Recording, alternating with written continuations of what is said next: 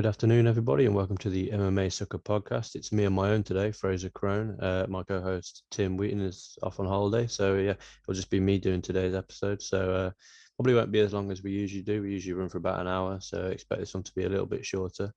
But it was, too big a card this weekend to miss this opportunity to talk about it.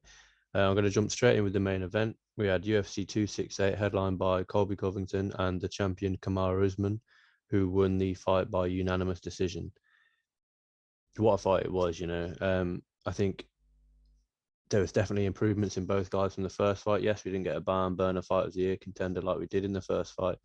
But with that being said, I think it was a really good technical fight. It was different and good to see some wrestling exchanges. The first fight, we didn't have any wrestling exchanges at all. And this fight, we had a couple of clinch situations and a couple of sort of takedown attempts for me, the man. I've got the stats here. Usman was credited with 1 of 1 takedown, and Colby was credited with 0 of 11 takedowns. Now, there was some debate on the broadcast between Joe Rogan and Daniel Cormier whether Covington had landed a takedown. I think it was the end of the third or fourth round. It appeared to be a takedown, but UFC stats haven't credited it. So that means that Kamaru Usman still has 100% takedown defense, which is insane, especially against a wrestler as good as Colby Covington. Colby's winging punches weren't effective enough against the slick footwork of Kamaru Usman. Since training with Trevor Whitman, Usman's jab, his stand-up game's really improved, but also his footwork's improved massively.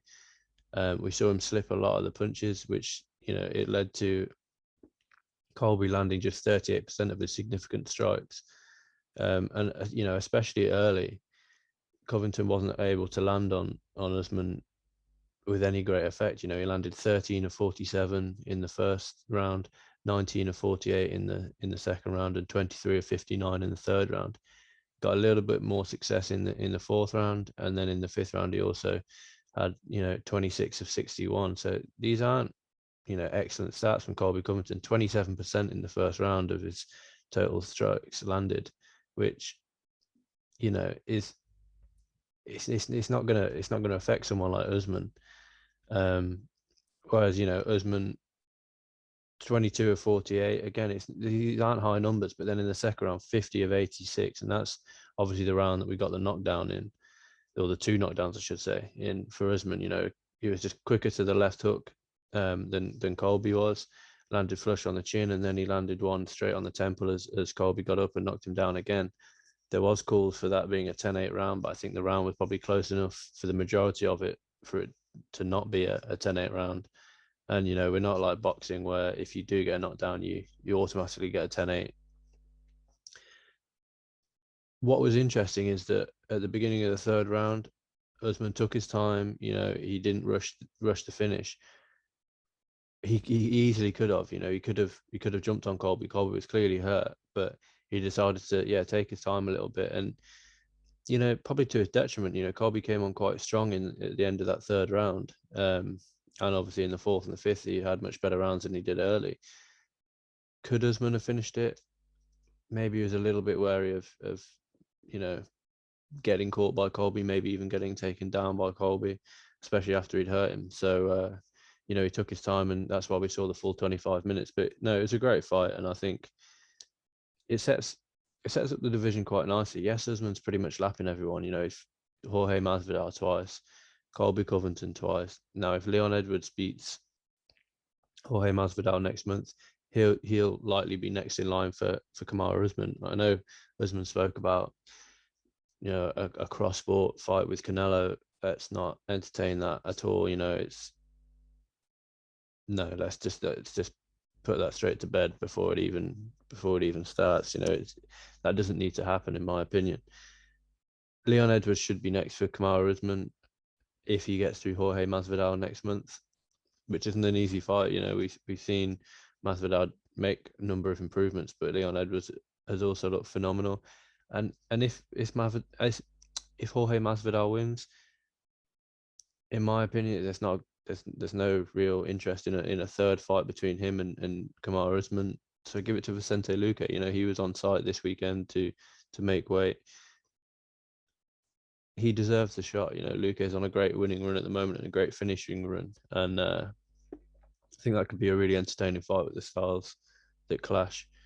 You know, Usman's and Vicente Luque styles clash quite nicely. You know, Vicente Luque is all action. And yeah, I think it would be a really good fight.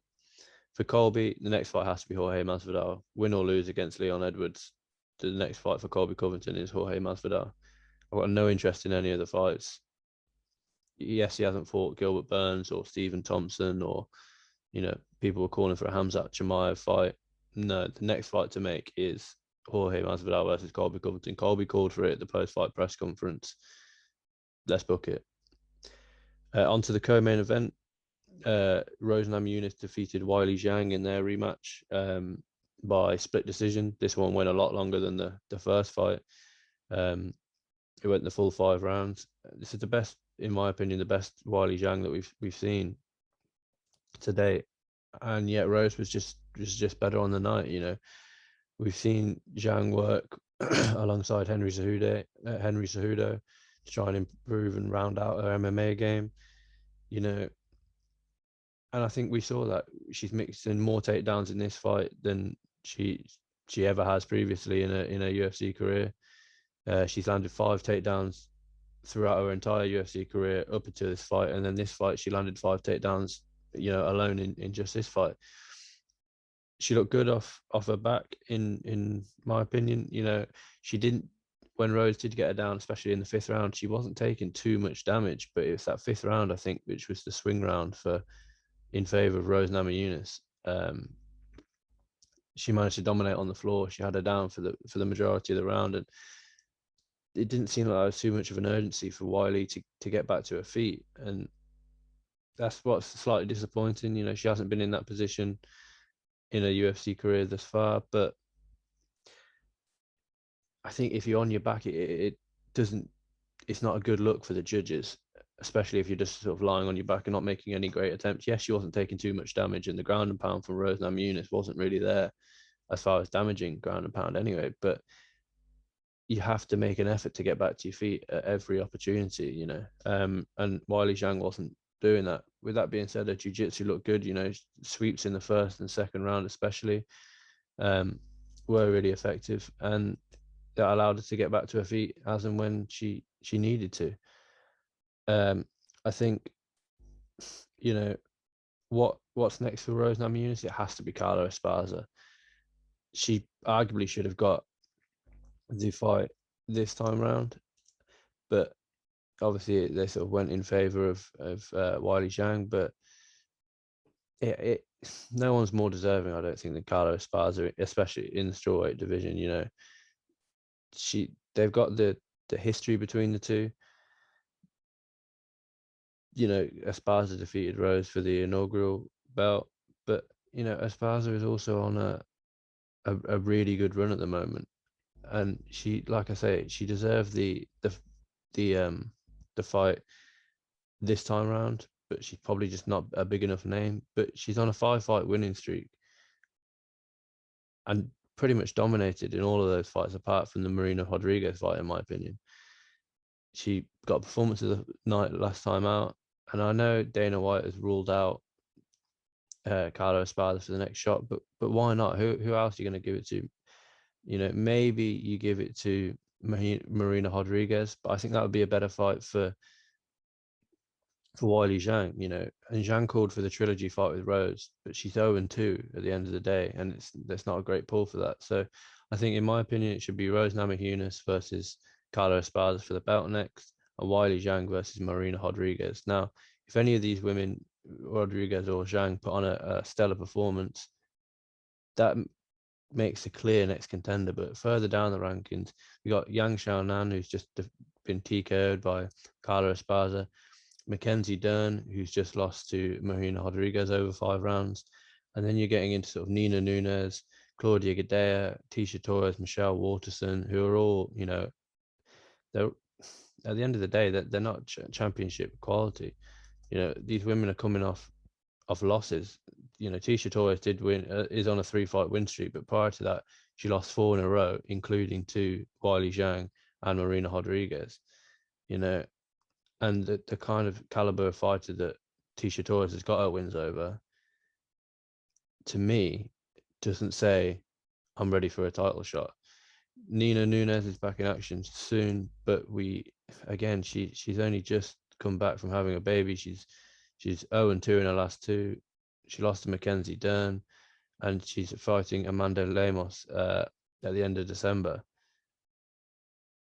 Again, though, these are hard sales for me to say I'm ready for a title shot. So I think Marina Rodriguez versus Weili Zhang next, and Carla Esparza versus Rose Namajunas. It's the most logical thing to do.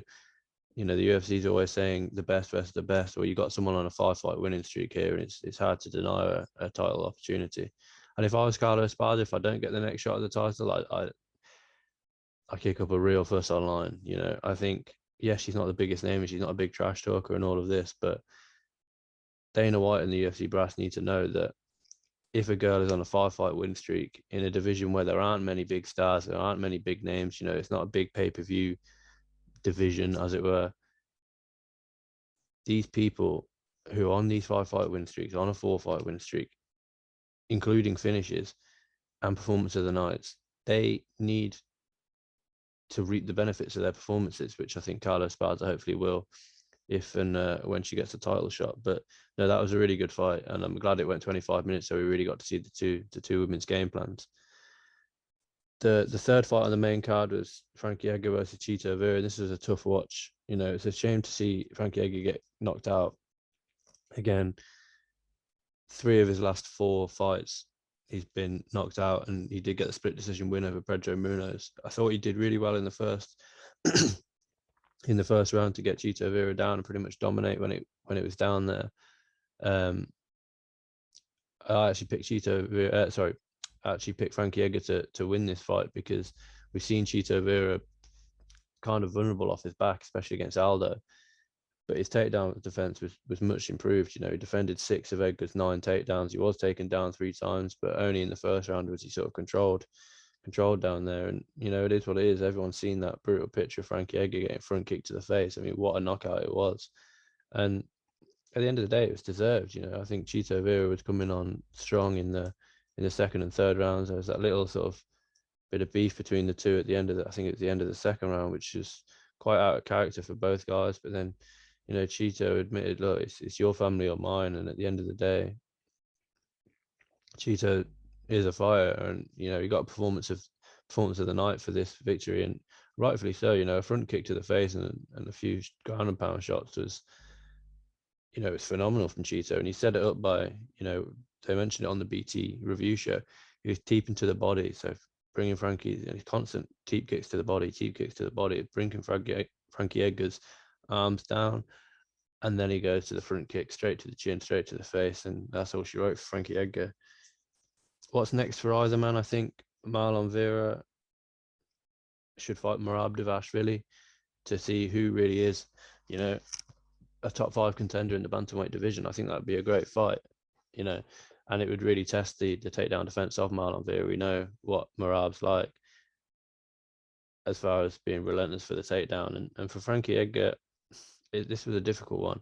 I think if he would have won this fight, he possibly would have retired. He's 40 years old now, and he's had a stellar career, but he's being knocked out these days. He'd never been knocked out prior to facing Brian Ortega. Then he was knocked out by Brian Ortega. He took a pretty bad beating against Max Holloway.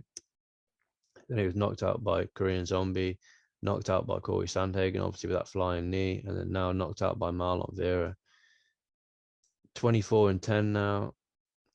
What else has Frankie Edgar got left? It's difficult to say, really, but I think if the UFC do want to book him, maybe a fight with Marlon Moraes, who also seems to be going, sort of out of the sport, as it were, or a fight with Dominic Cruz. I know Cruz is booked, but that's sort of almost like a legends fight, and that might, Dominic Cruz isn't a massive puncher, so there's not an awful lot of worry of Frankie Edgar getting, suffering another big knockout. And I think it almost might be time for Frankie Edgar to call it a day with his career, because no one likes to see a legend of the sport who's been in some wars, with those Gray Maynard fights, you know, even those fights on their own going to take years off your career, and now he's getting knocked out in these finished losses as well. It's tough to see, but it. I think that fight really suffered on this guy, because you had the two title fights everyone was looking forward to, and then you had the two fights beforehand, which were absolutely barn burners. Shane Burgos versus Billy Q. I think they suffered as well. That they followed Justin Gaethje versus Michael Chandler. That fight on its own was phenomenal. It set a new featherweight record for the most significant strikes landed. And everyone knows that I'm a massive fan of the low leg kick. Shane Burgos really used the low leg kick well. He was just constantly peppering with the low leg kick. And I thought Billy Q's tactics of, essentially fighting like a Mexican boxer, constantly in the face, sort of head on the chest of Shane Burgos whenever he could. Try and work, we know Burgos has got an amazing gas tank, but he couldn't get his offense off when Billy Q was in his face. And I thought Billy Q did really well. It definitely proves that he's a fringe top 15 guy, Billy Q. And he was only coming off one win going into this fight. But with that being said, he fought really, really well, I think. And it must have been frustrating for him, because he fought that well against a ranked guy, and he just couldn't get the victory. But I don't think I think his stock only goes up, and rightfully so. Yes, Justin Gaethje and Michael Chandler got fight of the night, but Billy Q and Shane Burgos, I think, need to get a little, brown envelope of some sort of bonus, because that fight was absolutely phenomenal. Again, we'll look at what's next for each guy. I think Billy Q, a brilliant fight for him would be Andre Fili. Fili's probably got the experience over Billy Q, fighting at a higher level, and I think that would just be a brilliant fight. Andre Fili's coming off the no contest against Daniel Pineda last time out. And I think, whichever guy wins that can break into that top 15. If you look at the featherweight rankings, Alex Caceres, obviously we got Shane Burgos, Movsar Evelev, Sadiq Youssef, Bryce Mitchell, and then you go into the Edson Barbosas. These guys are all top 15 guys, which I think, I think Billy Q could give either any of those guys. Well, we saw against, number 14 ranked Shane Burgos, he gave him a run for his money. And yes, it was pretty decisive once the fight was said and done, but Billy Q definitely had him going at points in that fight. And what's next for Shane Burgos? I think the only person in the featherweight division above Shane Burgos at the moment is Arnold Allen, who's not booked. And the problem with Arnold Allen is that he doesn't fight nearly, regularly enough. He's undefeated in the UFC. He's just coming off the win against Sadiq Youssef. He's 8-0 in the UFC. He's ranked number 6 at featherweight. But he fought in April this year. But prior to that, he fought in January of last year. And I think he really needs to be a little bit more active, or a little bit more willing to call people out, because he's missing out on these opportunities to get the big fights, because he's not sort of, not that he's not calling people out, but he's not being active enough. He's ranked highly, but all the guys above him are pretty much booked. You've got Max Holloway obviously fighting this weekend, Calvin Kattar, Giga Chikadze, Brian Ortega's only just recently fought against Alexander Volkanovski. You have got the Korean Zombie, which is a possible fight, but it's a possible even fight night headliner, Arnold Allen versus Korean Zombie. But both of them are fairly, well, Arnold Allen especially is a fairly safe fighter, and unless he works down and faces an Edson Barboza, you don't know what's next for Arnold Allen. But as far as Shane Burgos, I'd watch him against, if we were going to see Zabit Magomedsharipov back. I think Shane Burgos versus Zabit would also be a great fight. We've seen Zabit struggle with the cardio as it goes later on in the rounds. Shane Burgos isn't going to struggle with cardio, and that's, in my opinion, a fight night headliner every day.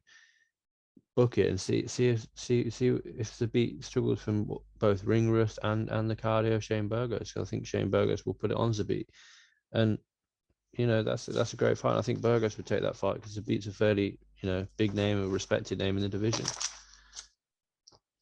Now we move on to the absolute chaos that was Justin Gaethje versus Michael Chandler. It's as advertised. It was violent from the start. What I think was the most pivotal aspect of that entire fight was the leg kicks of Justin Gaethje. It debilitated Michael Chandler to the point where he was having to switch southpaw, and I think it was either Rogan or Cormier mentioned on the broadcast. He's forcing Chandler to switch southpaw, which he can fight out of for sure, but he's not a southpaw, so he's not going to be as slick. He's not going to, it's not going to come as naturally to him as it would be fighting out of the orthodox stance. And I think we knew Justin Gaethje was going to throw leg kicks, and we knew Tim mentioned last week that Michael Chandler was susceptible to the leg kicks. This was always going to happen, and like I say, I'm a big fan of the leg kicks. I'm glad it did. I thought it was an amazing game plan because we knew that Chandler was susceptible to the leg kick. But at the end of the day, this fight was just all action. It was for as long as it lasted. It went to the full 15 minutes, which I'm not awfully surprised at. But with that being said, Michael Chandler was KO'd in his last fight against Charles Oliveira. The heart and chin that he showed in this fight really showed that he'd put the work in beforehand, and showed why it was an excellent decision to bring him to the UFC. Yes, he's 1-2 in the UFC now, but he's fought the champion, and fought a guy in Justin Gaethje who's going to fight for the title next. He's entertaining. He's without a doubt a fight night headliner, and I think it was really good from the UFC to put this fight on at the beginning of the main card. It gives Trevor Whitman, who obviously had 3 fighters on this card, a little bit of time in between the Justin Gaethje and the Rose Namajunas fight to get ready. And I think we'll probably see that more often with fights and trainers. If they've got multiple fighters on the card, I mentioned it to Tim last week. It can be draining for the trainers themselves to have to go back to back to back. 3 fights in a row. You're looking at almost an hour and a half's work. You can't be in the back with your fighter talking, last minute game plan. You can't be warming your fighter up, and it can be a risk for the fighter themselves. It could be a detriment to Rose Namajunas or Kamaru Usman if, Whitman goes in there for Gaethje, then goes back in there for 25 minutes for Rose, then, goes back in there for 25 minutes for Kamaru Usman. So I think that we'll probably see more of that going forward, that trainers with multiple fighters on the card, their fighters will be spread out a little bit more on the card, which I think is a good thing. I would say about the fight itself, instead of maybe goading Justin Gaethje, Michael Chandler should have maybe tried to land on him. He was constantly telling him to bring it on, come on, and wasn't really he was telling Gaethje to come to him, but he wasn't really pushing the action. But that's my only criticism of the fight. That one wrestling exchange when Chandler managed to get in on Gaethje and pick him up and slam him down, but Gaethje reversed it. I mean, this is what we talk about. Justin Gaethje, he's got brilliant defensive wrestling, and I imagine he's got brilliant offensive wrestling, but he didn't really have to use it because he was so efficient on the feet. And we saw, and it was mentioned on the broadcast as well, that almost every combination that Gaethje threw over sort of 3 punches, he'd try and land a left hook on the break. And again, brilliant pickup by Tim last week had mentioned that Chandler's susceptible to the left hook, and Gaethje's brilliant at landing the left hook. And Chandler's lucky that when Gaethje landed the uppercut that dropped him in the second, that he didn't land that left hook, because that could have been good night for Chandler. What's next for either guy? Without a doubt, Gaethje's got to fight the winner of Charles Oliveira versus Dustin Poirier, which goes down at the end of next month. He deserves it. He was on a really good run, and then he lost to Khabib, and he's bounced back now against Chandler. And I think, who wouldn't want to watch Justin Gaethje versus Dustin Poirier again? Both men have got better since they fought last time. Obviously, Poirier got the win in that one first time round, but both men have made vast improvements. And I think a Justin Gaethje versus Charles Oliveira fight is also, amazing. Gaethje does leave himself open to potentially, being caught with these shots, and we saw Charles Oliveira's obviously got the hands, as we saw against Michael Chandler. So I think that would be an excellent fight as well. So whoever wins that one is next for Justin Gaethje without a doubt. For Michael Chandler, I think it's got to be Islam Makhachev. Makhachev was calling for a title shot, and I don't think he gets it off the back of the fight last Saturday night between Gaethje and Chandler, because they put on such a good show. Gaethje's going to be rewarded with that. Of course, he got fight of the night, by the way. I think people wrote that one before it even started. I couldn't find any stats for Chandler's Bellator career, but in the UFC, he's got 71% takedown defense. Yes, he hasn't fought any, great wrestlers. He's fought Charles Oliveira, who's essentially a jiu-jitsu guy. But we know what Makhachev's going to try and do. He's going to come in and try and take you down and maul you, like, I say the Khabib style, but it's slowly becoming the Makhachev style. Make that fight, because Chandler prides himself on his wrestling ability. We've all seen the clips on Instagram and social media of when Usman used to train at Hard Knocks, and them two going at it and going sort of shot for shot on the takedown, and each man's takedown defense. Chandler will push a pace on Makhachev. He'll be in his face. And it's not like a Dan Hooker, who we've seen susceptible to being taken down previously.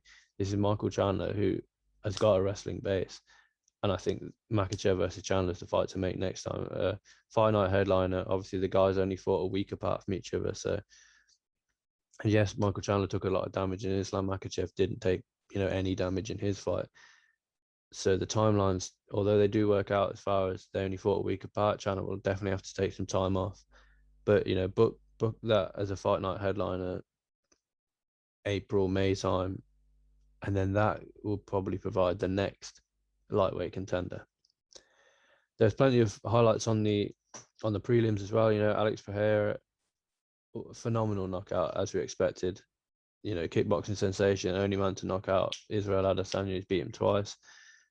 The flying knee knockout. I don't think the follow-up shots were necessary, but if the referee doesn't jump in, you fight till the referee jumps in.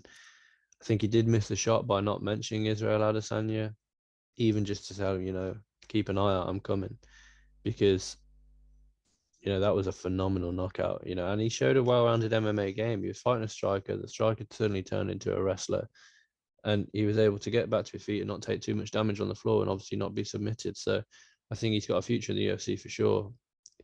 He's not a young guy, Pierre, sorry, which could play against him. But with that being said, I think his style lends itself to being, entertaining for sure.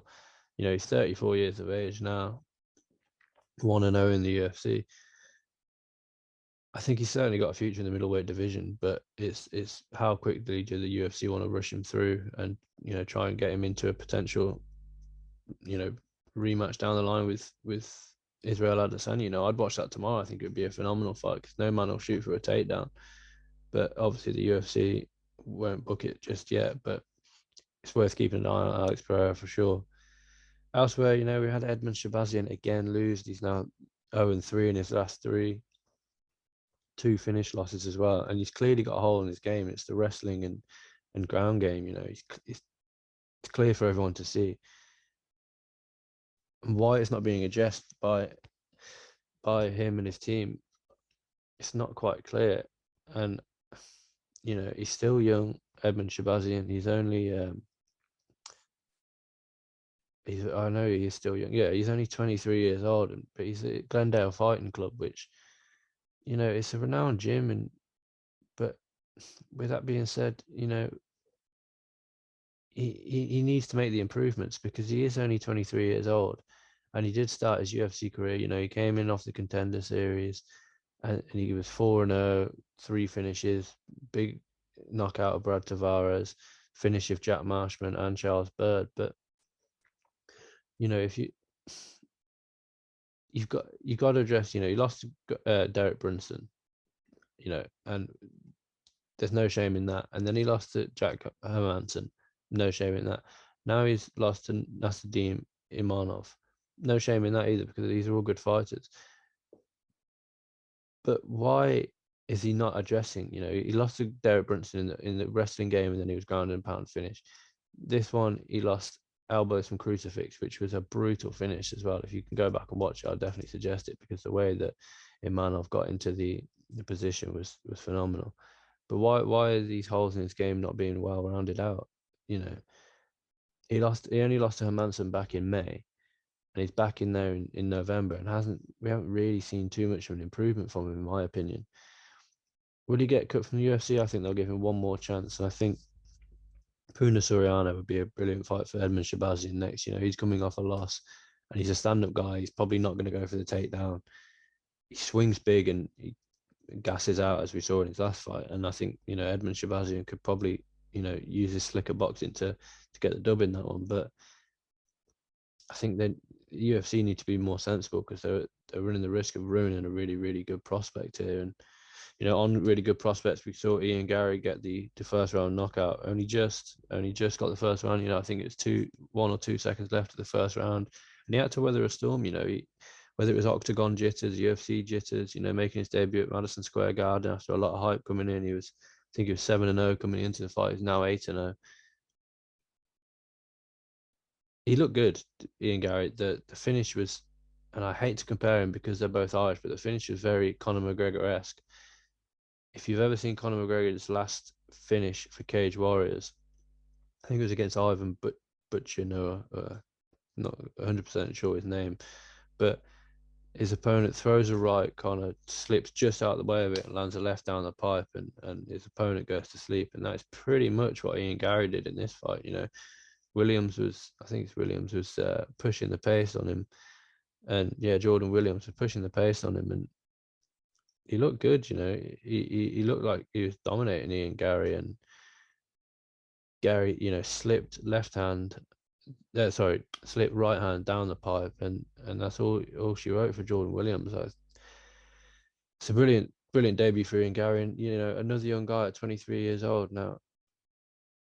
That's the UFC need to almost take the Edmund Chabazian blueprint of almost rushing him through too quickly, and take the time with Ian Gary. A Woolery Alves fight, I think, would probably make sense next. A guy who's got a lot of experience, but would test Ian Gary, and I think it makes sense. I think Ian Gary they need to take the time. Woolery Alves might even be a step too far for Ian Gary at this point. He's 23 years old. He's only just, it's his first fight with a new team. He's only just made the transition over to America to almost, learn the ground game, because we famously, guys from Ireland and the UK and don't have elite wrestling and an elite ground game. And now that he's training with Sanford MMA, these guys are elite, and there's no rush for Ian Gary at 23 years old.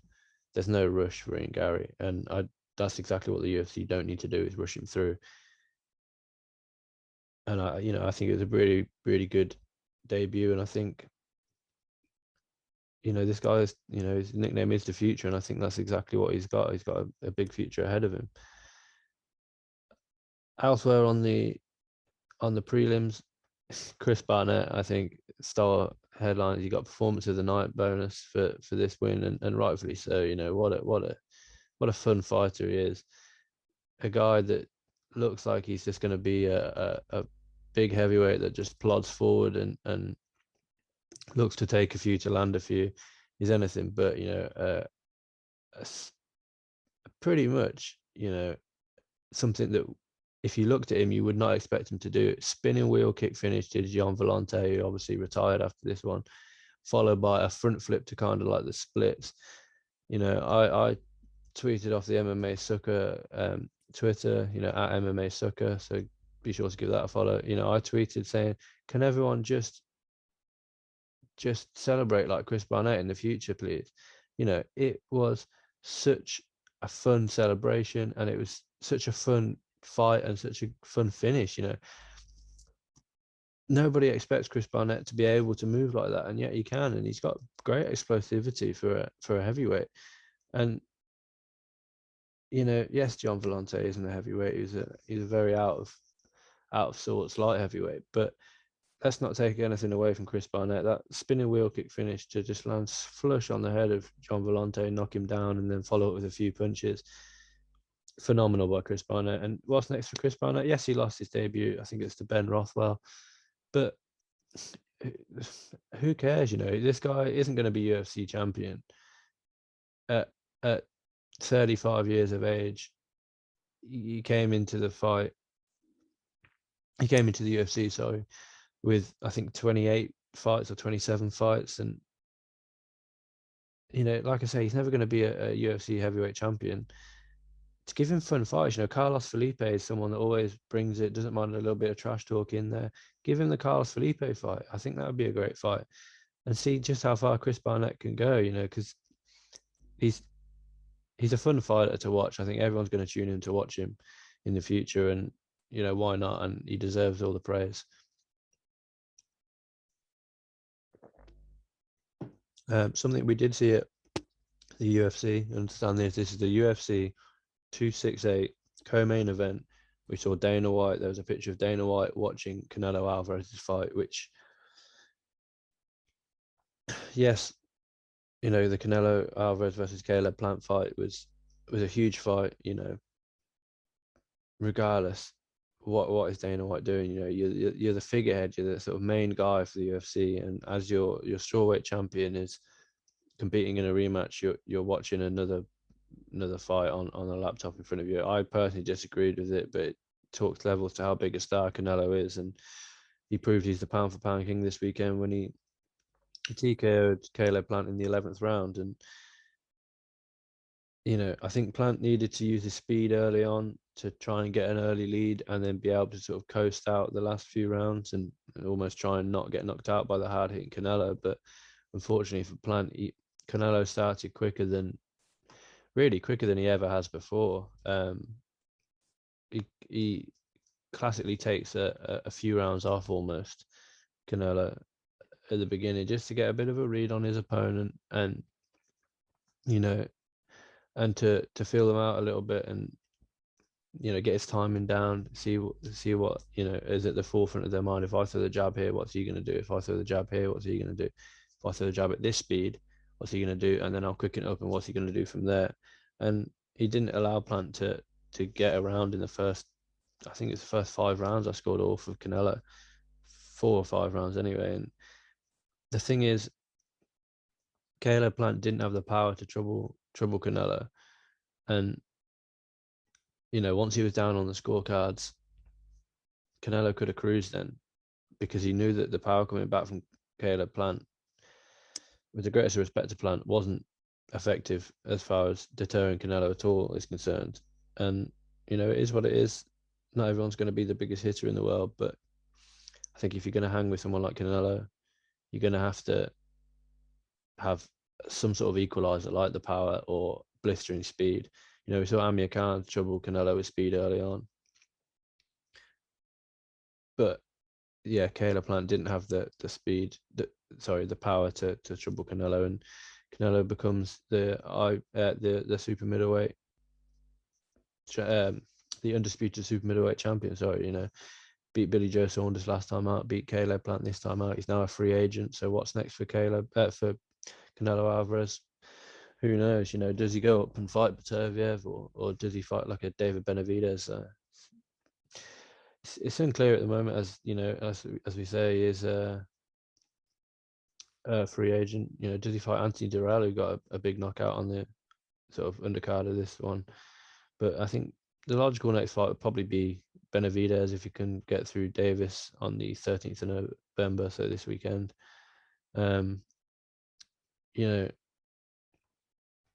I think David Benavidez is probably the logical next fight to keep Canelo at light middleweight. But like I said, Beterbiev 16-0. I'm pretty sure they're all 16-0, all knockouts. That's a scary man. If Canelo wants to go out and really test himself, I think Artur Beterbiev is a good fight. Dmitry Bivol, 18-0, 11 knockouts, 7 decisions, and those decisions, 5 of them have come in the in his last 5 fights. He didn't impress me too much against Craig Richards in Manchester earlier this year, but he's still got that equaliser of being 18-0, and then you've got Joe Smith Jr. who's the WBO light heavyweight champion after he beat Vlasov last time out in April. He has got a loss to Bivol, so that would probably be that. He's lost once by knockout early on in his career, and then twice by decision slightly later on in his career. So I think if Canelo is going to go up and fight for a light heavyweight bout again, I think it makes sense for him to try and recapture that that WBO light heavyweight title that he got off Kovalev by facing Joe Smith Jr. But it's unclear at the moment what Canelo's going to do. Will he fight Benavidez, Bivol, Peterviev, Smith Jr., Usman, McGregor? Who knows? But yeah, he's a free agent at the moment. So, and the fight itself is okay. It's not going to go down as the fight of the year contender, but it is what it is. I think that's what you get when you have Canelo.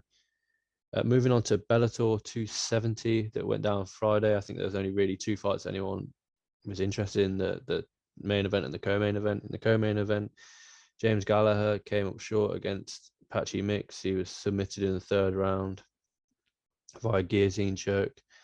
Disappointing for Gallagher. Suffers his 2nd finish loss in Bellator.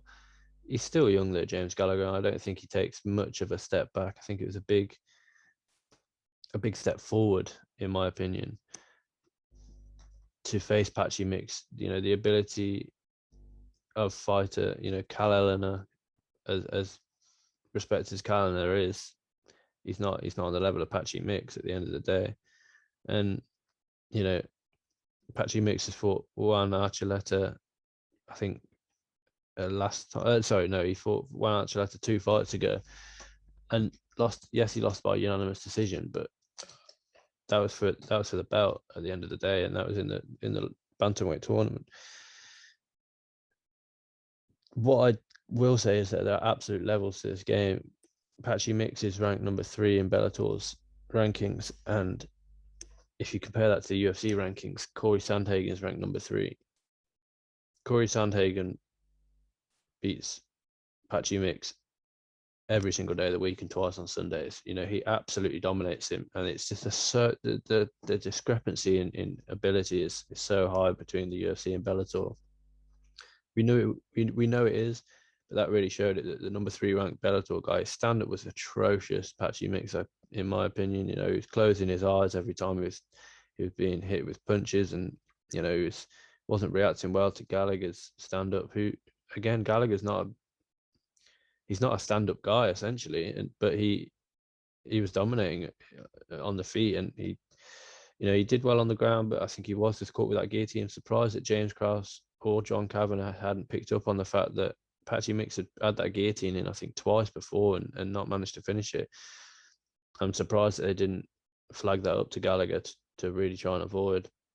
It does bring into the question, having 2 sort of almost head coaches in James Krause and John Kavanagh, how, who to listen out for. But we know that James Gallagher's relocated to the US to train with James Krause, so I think that can only be good for him. And he'll be back. James Gallagher, he's 25 years old. He's got 13 fights now. Who's he going to fight next? They're going to continue to give him layups in Bellator until to improve his ability. His walkout was phenomenal as well in Dublin, and as was Peter Queeley's walkout in the main event in Dublin. The whole crowd singing "Zombie" was, it was breathtaking. It was phenomenal. I would have loved to be there, but unfortunately, Queeley, it was a rough night for the Irish. He couldn't get it done either. He was finished in the 2nd round by Pitbull. The 1st round was competitive. It was not awfully eventful. Lots of low leg kicks being landed and leg kicks to the thigh. And Queeley, with his pale skin, was showing, the leg kicks were showing up a lot on him. It was red all over.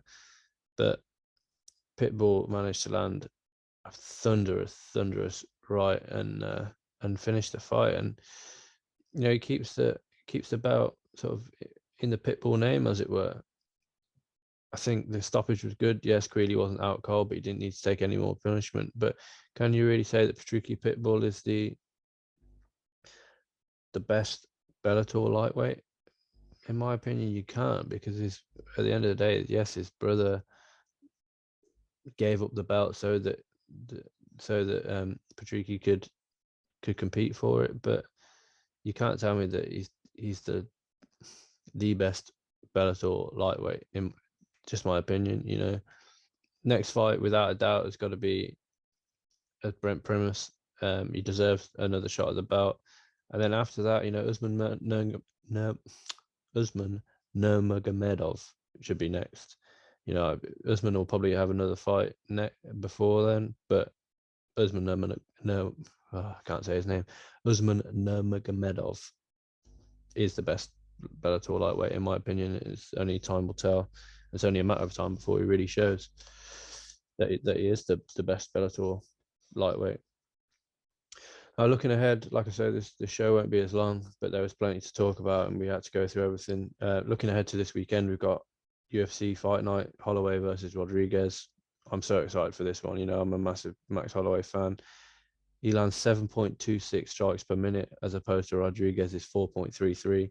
They average under one takedown each per 15 minutes, so expect, neither man's back to be on the floor unless there's a knockdown. These guys will stand and bang with each other. And Holloway put on the performance of in my opinion, the best performance I've ever seen in the UFC in MMA history, against Calvin Kattar last time out in January. That was coming off the back of 2 losses to the champion Alexander Volkanovski. There's still calls for Holloway to be the best featherweight in the world. Volkanovski's proven that he is the number 1 featherweight in the world at the moment. But this is, he's fighting for the first time since January, so his best part of 10 months off. Yair Rodriguez hasn't fought since October 2019. He had that slight sort of run-in with USADA where he's banned due to missing tests, and then he fought Jeremy Stephens, which that win hasn't aged too well, because Stephens is on quite a bad losing streak at the moment. Down at featherweight, up at lightweight, it doesn't matter. He can't buy win at the moment. How do I see this one going? I think Max Holloway dominates. If you want to stand and bang with Max Holloway, you're gonna suffer, and I think that will materialize this weekend. I think Holloway probably gets a unanimous decision victory. Rodriguez has got a brilliant chin on him, so I don't see him being finished. I think his only finished loss has come at the hands of Frankie Edgar, and that was more of a ground and pound finish due to the wrestling style, and that was, Holloway's not gonna do that. With that being said, if Holloway puts on a performance like he did against Calvin Kattar, does Yair Rodriguez have the heart of Calvin Kattar? We haven't really had to see it. We saw it in the Chan Sung Young fight when he showed brilliant heart on short notice to go 5 rounds, and I can't see it being too different from the Calvin Kattar fight, but I can see Yair Rodriguez throwing a lot more kicks at Holloway, trying to attack that lead lower leg, and possibly causing Holloway some problems. We saw in the Alexander Volkanovski fight that he did struggle with the low kick. But if Holloway turns up in any sort of mindset and shape like he did against Calvin Kattar, just put your money on Holloway. Is no doubt, really, in my mind.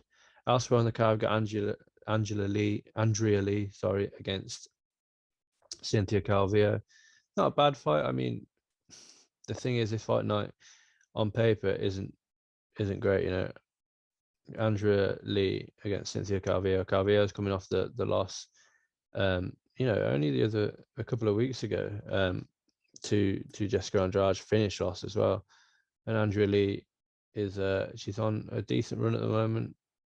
She did lose 3 in a row, but then she dominated Antonina Shevchenko last time out, and she was meant to be facing Jessica Eye in this fight, and I had to withdraw, so that's why Cynthia Calvillo stepped in on short notice. We got Miguel Baeza back in there. He's coming off that loss, but to Santiago Ponzinibbio, which was a phenomenal fight in itself, against Chaos Williams, who his name says it all. He's Chaos. He always comes to fight, and he'll always come to throw big, heavy leather. And I think that's probably going to be fight of the night. And from an English perspective, you got Matt Diakite back in there against Rafael Alves. Diakite stormed onto the scene with 3 wins in a row, 2 finishes, and then suffered. He lost to Drakkar Close, he lost to Dan Hooker, he lost to Nasrat Perez, beat Joe Duffy and Lando Venata, but then he lost last time out and was well dominated by Rafael Alves. But yeah, he's back in there, which is good. We've got his opponent Rafael Alves is 0-1 in the UFC, lost to Damir Ismagulov back in May by unanimous decision, and he enters this bout as a slight underdog, but he's game at 31. He's got a lot of experience. 29 fights, included in those 29 fights is 10 losses, but at the end of the day, his game, he's going to come and he's going to try and look to get his first UFC victory. But I personally expect Mark Casey to get this one done. And the disappointing thing is we were going to get the rematch between Carl Dacus and Kevin Holland, but Holland withdrew with an injury and it was been replaced with Roman Dolidze. Dolidze is 3-1 in the UFC with just a one finish, but he's coming off a victory last time out in June against Lorena Stapoli. He was meant to fight Eric Anders on this card, and Anders withdrew, so don't expect him. Yes, he's taken the fight on short notice technically, but don't expect him to be out of shape or anything because he was preparing for this date anyway. Elsewhere, we've got Bellator 271, which sees the return of Chris Cyborg in. I'm afraid it's a knockover fight. She fights Sinead Kavanagh, who Kavanagh's a heavy hitter, but there's levels to this game, and simply put, these ladies on different levels.